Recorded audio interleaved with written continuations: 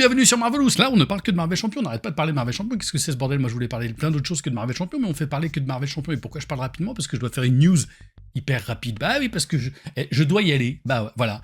On est le 14 février au moment où je fais cette vidéo, au moment où vous avez cliqué sur cette magnifique vignette, hein, comme d'habitude de notre ami Alias.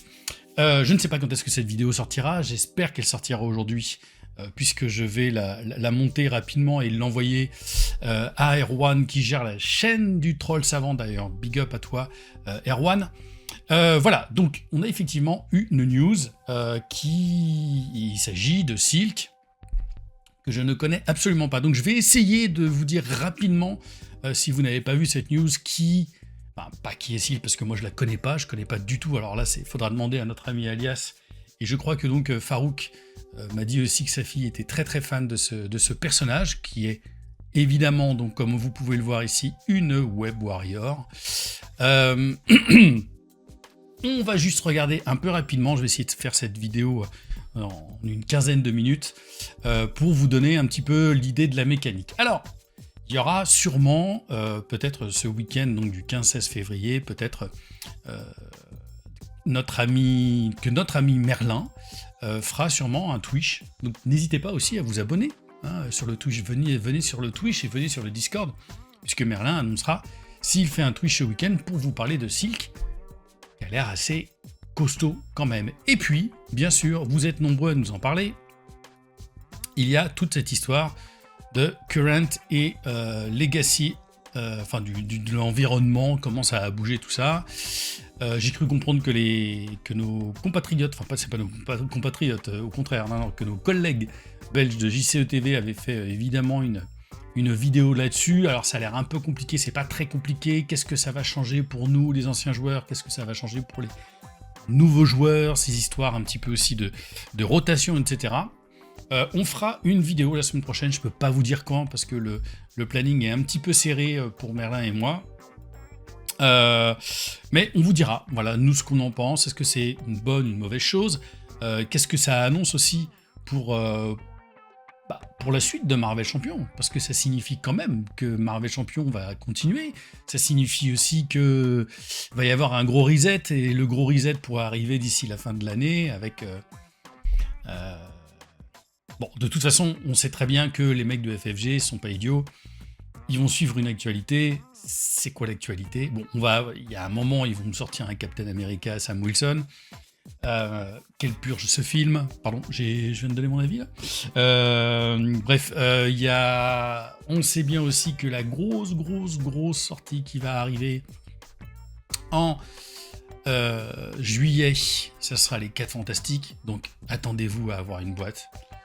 4 Fantastiques d'ici la fin de l'année, quelque chose comme ça, qui va tout reboot obligatoirement. Mais bon voilà, je commence un tout petit peu à faire cette vidéo là en amont, alors qu'on doit s'intéresser à Silk. Je ne sais pas du tout qui c'est.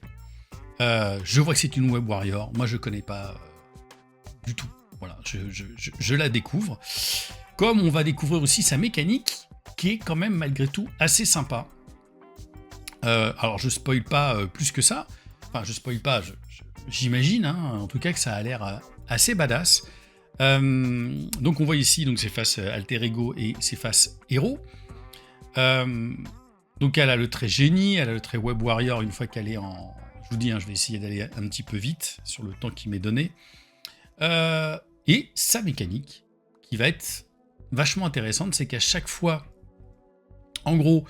que vous battez un sbire ou une manigance, ou que vous subissez une rencontre, vous mettez la carte en dessous de Silk au lieu de la mettre dans la défausse. Voilà, donc en gros, tu tues un sbire, plutôt qu'elle aille dans la défausse du set rencontre, tu la mets sous la carte de Silk. Et donc ça va te permettre ensuite de gagner en efficacité pour attaquer, pour te défendre, pour enlever de la manigance, etc. Donc c'est une mécanique comme ça qui est plutôt intéressante. Mais il faut que la carte qui va être utilisée, que tu vas mettre en dessous de Silk, fasse partie du pack. Enfin, il faut que la carte rencontre fasse partie du méchant que tu cibles. Voilà. Alors, si vous jouez à plusieurs, voilà. C'est là-dessus qu'il va y avoir un petit truc. Alors que si tu joues en solo, tu n'auras a priori pas de problème, puisque forcément le méchant que tu cibles, eh ben, son deck rencontre à lui, c'est effectivement le tien. Donc on voit ici effectivement qu'elle a une taille de main de 6, des points de vie de 10. Donc Tucked, si vous ne savez pas, Tucked c'est voilà, glisser en gros en dessous cette carte-ci, et en action, vous défaussez une carte en dessous et vous piochez 2 cartes, limite d'une fois par round. Donc c'est-à-dire que à partir du moment où vous en avez une, vous pouvez faire un tour en alter ego. Il n'y a même pas besoin de la pencher, enfin de l'incliner, vous pouvez faire une carte à 8 quoi. Enfin un tour avec 8 cartes en main, pardon. Mais s'il y a plus de 4 cartes, vous défaussez les 4 cartes. Je crois que c'est ça, un discard all but 4 of those cards. Non. Oui, c'est ça, tu défausses jusqu'à 4 cartes. Et en Silk, donc quand elle est en Web Warrior, donc elle a à peu près ces mêmes stats que Spider-Man, que Spider-Ghost. Ghost Spider, je sais jamais dans quel sens. Farouk, corrige-moi. 1, 2, 3. Donc le même effet des cartes, ici on a plus de 4 cartes. Et en réponse, après, donc, comme je vous ai dit, quand vous avez battu un sbire ou une manigance, ou résolu une carte rencontre, et ben vous la mettez sous Silk. Qu'est-ce qui va se passer par la suite pour Silk? Alors, hop, on va regarder sur ces autres cartes comme ça. Voilà. Elle a des upgrades, évidemment, et des events. Bon, ils ont mis un petit peu les cartes dans tous les sens. La Spider Claws, donc c'est une arme en interruption de héros. Quand Silk elle fait une attaque basique, vous inclinez les Spider Claws. Et pour cette attaque, vous gagnez plus 1 d'attaque pour chaque carte qui est glissée sous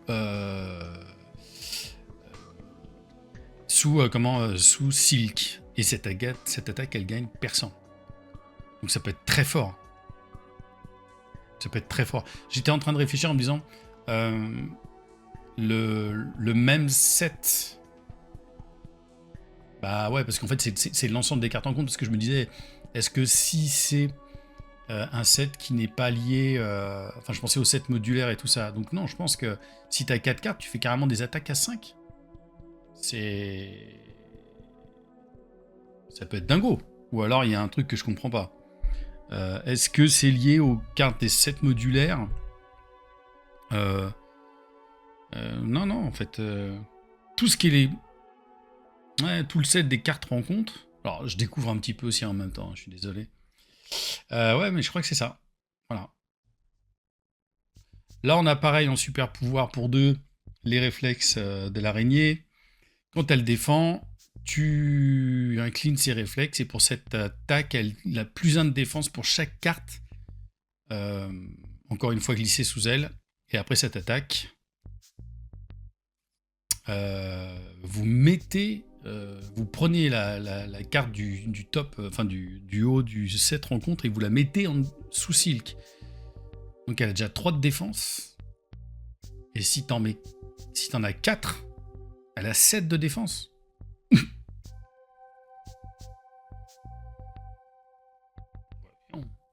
imbattable. L'Eidetic Memory pourra encore une amélioration en super pouvoir. Quand vous révélez une carte du même deck rencontre qui appartient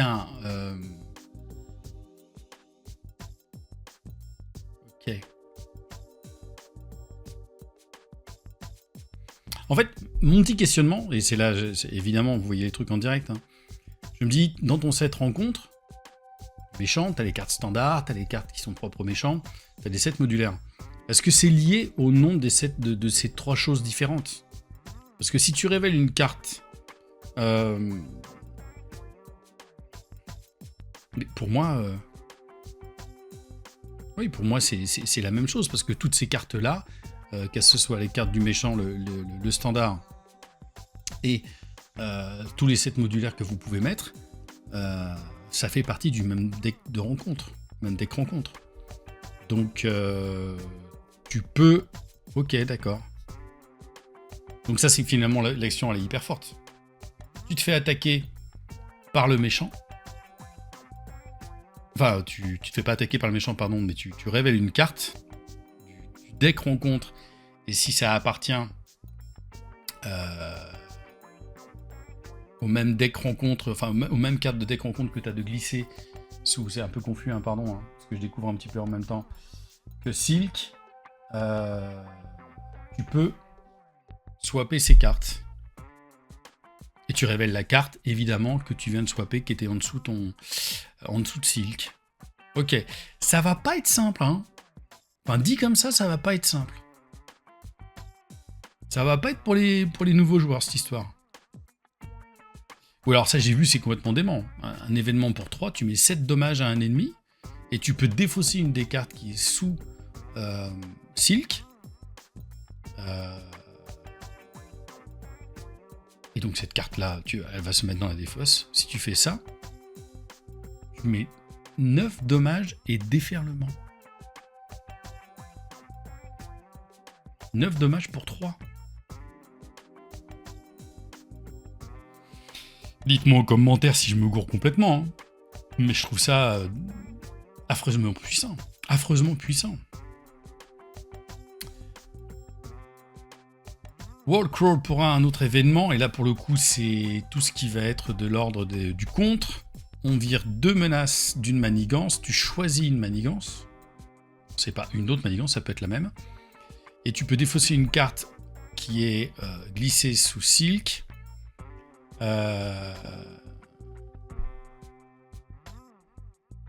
qui est du même set rencontre que... Ah, c'est ça quand même qui me pose question. Pardon, alors j'essaie de vite de terminer. Tu vires une carte, si elle fait partie du même set rencontre que la manigance choisie, tu revires 3 de plus. En fait, c'est là, moi, où j'ai une interrogation, et là, sûrement, vous y répondrez, et puis peut-être qu'au moment où vous verrez cette vidéo, cette réponse aura été déjà donnée.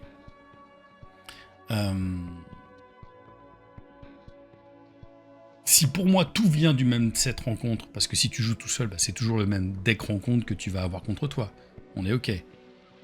Sauf que là, si tu mets par exemple une carte standard sous ton Silk, sous ta Silk, et que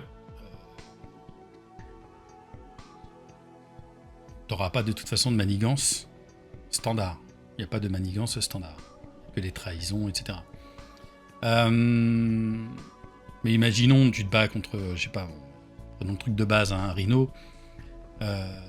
Si t'as une carte, les civils, je sais plus quoi là. Si t'as une carte civile en dessous de ton Silk et que ta manigance est celle de Rhino, est-ce que ça fonctionne? Non, ça fonctionne pas. C'est ça que ça voudrait dire en fait, pour moi. Là, ça me paraîtrait plus équilibré, parce que là, si effectivement, là, ça signifie que quand tu joues tout seul, de toute façon, dans ces cas-là, t'as pas de problème. C'est là la petite nuance que je comprends pas très bien, ou alors c'est mon anglais défectueux. Parce que du même cette rencontre, je pense que c'est ça en fait. Parce que sinon c'est beaucoup trop puissant.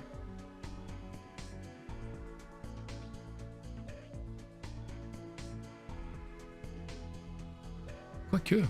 Enfin voilà, c'est un peu compliqué, hein. Parce que si tu défausses la carte qui est liée au même deck rencontre de ton ennemi, alors ça veut dire que par exemple, il faudrait que tu défausses, par exemple, je sais pas moi, t'as cassé et emporté en dessous Silk, contre Rhino par exemple, ça marche. Mais si t'as la carte standard, ça marche pas. C'est ça qui est pas très clair pour moi. Voilà. Alors peut-être qu'il y a une subtilité, j'ai pas capté. Voilà, on a 2 autres cartes. On a Jonah Jameson pour 3 en soutien. Et en action d'alter ego, vous inclinez cette carte et vous allez chercher dans votre pile de défausse ou dans votre deck Get the Scoop, qui est cette manigance annexe de joueur. Et en action, vous inclinez cette carte et vous virez 2 menaces d'une manigance annexe. Ça va être lié à ça. Get the scoop. En action d'alter ego, vous inclinez votre identité, vous virez 2 menaces ici, donc il y a 4 menaces sur cette manigance. N'importe quel joueur peut trigger cette capacité, et quand elle est défaite, donc le joueur de Cindy Moon, c'est l'alter ego, elle peut regarder les 2 cartes du deck rencontre et glisser une carte sous son identité. Donc c'est une façon peut-être d'avoir ça assez rapidement. Donc Jonah Jameson avec ça qui fonctionne en synergie, c'est très fort. Voilà, moi c'est juste cette histoire de si c'est le deck rencontre en entier, parce qu'à chaque fois tu vas toujours rencontrer, même si quand on joue à plusieurs joueurs, si tu réfléchis 2 secondes, c'est que tu te dis les mecs, tu vas avoir contre toi toujours le même deck rencontre, même quand on joue à plusieurs joueurs. C'est juste cette histoire pour moi d'annotation.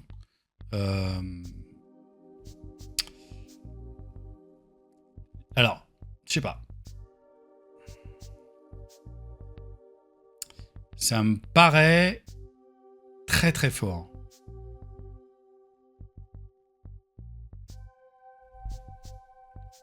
Ouais, mais c'est ça. Je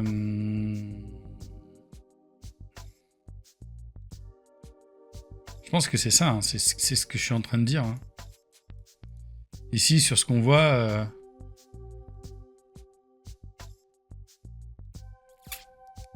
C'est ça. Hein. Parce que, en gros... Attendez, je regarde par rapport à des cartes ennemies. Voilà, c'est ça. C'est bien ce que je dis. At the bottom left. Donc, en gros... Bon, lui, Atlas, il est un peu fort quand même, là. En gros... Non, mais j'ai raison, en fait, depuis le début. Donc, c'est bien ce que je disais. C'est pas n'importe quelle carte du deck rencontre. Faut que c'est la carte du deck rencontre que tu rencontres. Faut qu'elle ait le même nom que celle qui a de glisser sous ton personnage. Donc, tout simplement... Vous voyez aussi Growing Strong.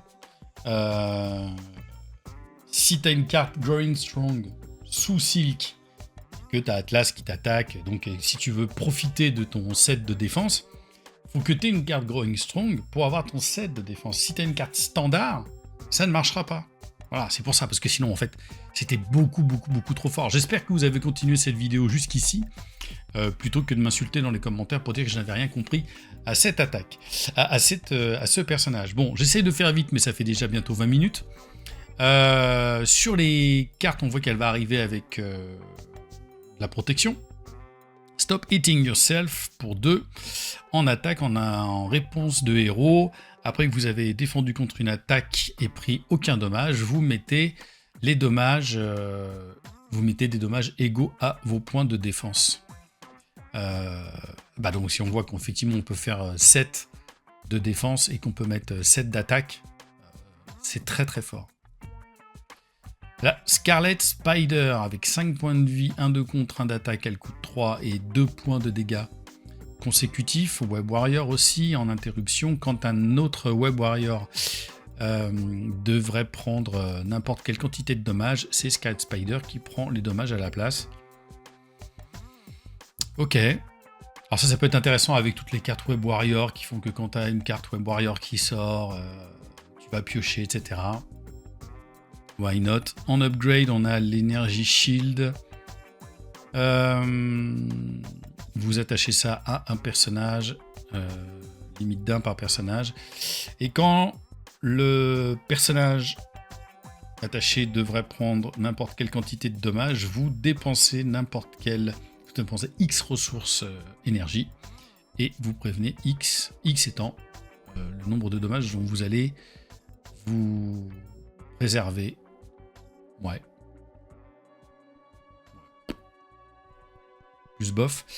Sinclair en soutien pour 2 thérapistes, j'adore. Vous, en action d'alter ego, vous inclinez Dr Sinclair et vous dépensez une ressource mentale. Vous soignez votre alter ego égal à votre rec. Et vous pouvez défausser une carte de statut de votre identité et n'importe quel joueur peut trigger cette habilité. C'est très fort ça en revanche. Parce que la plupart sont à 3. Alors évidemment c'est une action d'alter ego, mais ça vous évite de vous incliner. Ça peut être très bien, et surtout de virer un état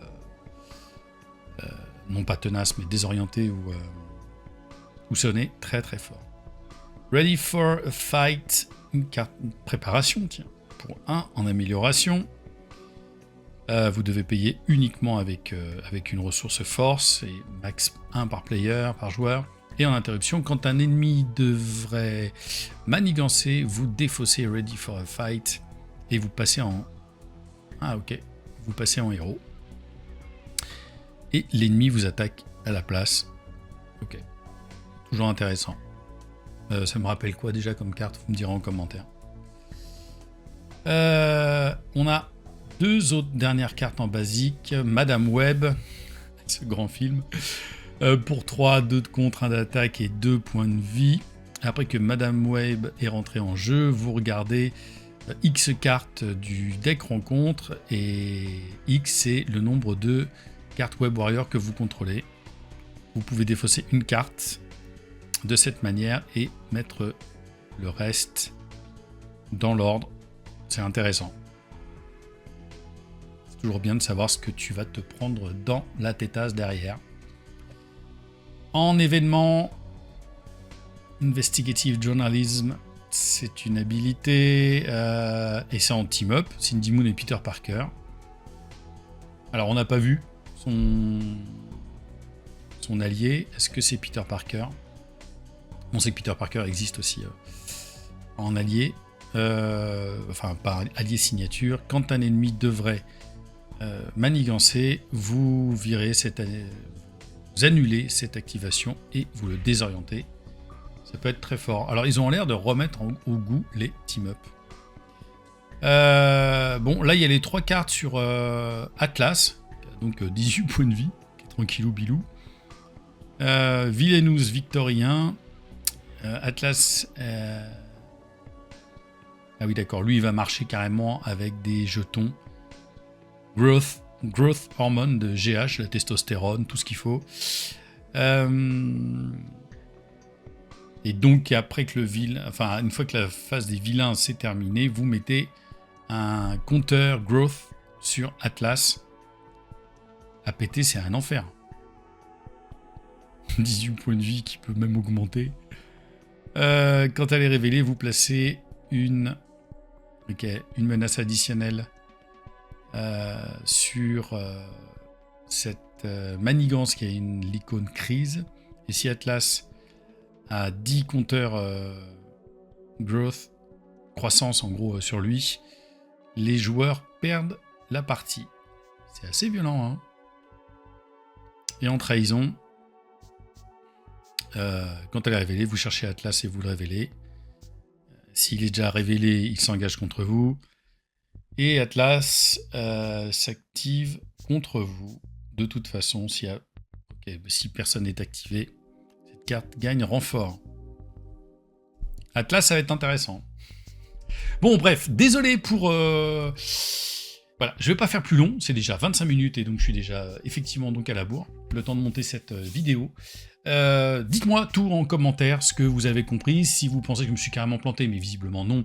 Au début je me plantais, oui bien sûr, et vous m'avez insulté dans les commentaires en disant mais pas du tout, puisque ça doit être exactement le même nom qui est écrit, t'as pas compris Lilian? Bah non, j'ai pas compris parce que je découvre un petit peu cette mécanique. C'est vrai que ça aurait été trop pété que ça soit effectivement du même deck rencontre, mais en fait c'est effectivement, vous avez une carte avec un nom, soit standard, soit set modulaire, soit du set du méchant qui vous attaque, enfin quoi que ce soit. Et c'est celle-ci qui doit correspondre à la carte. Vous devez évidemment la défausser pour pouvoir... elles doivent avoir le même nom pour que vous puissiez bénéficier de certains effets. Voilà. Ça m'a l'air un peu complexe, dit comme ça, vu comme ça, hyper rapidement en 25 minutes. Bien sûr, si vous voulez des précisions, il y a Merlin qui va les faire. Moi, j'ai dû dire ma petite... je vais laisser mes grands moments d'hésitation, je trouve ça beaucoup plus intéressant. Comme ça, vous voyez que c'est très très brut de décoffrage. Dites-moi tout en commentaire, si vous êtes hypé ou pas. Je vois que dans le Discord, il y en a beaucoup qui sont hypés. Big up les amis, on se retrouve tout bientôt pour une nouvelle vidéo. D'ici là, ciao, allez, Marvelous, je pars faire le montage.